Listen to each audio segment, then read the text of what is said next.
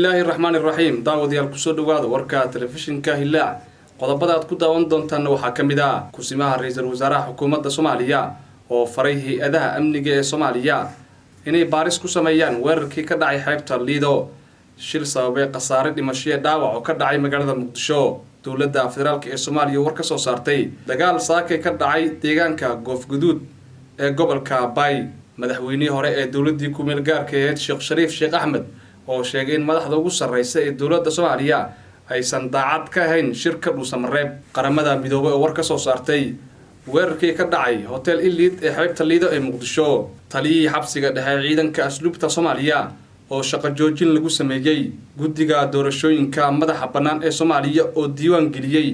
xisbiyo cusub guud ahaan warkii oo ka daawanayseen telefishinka Hilaac way nageynta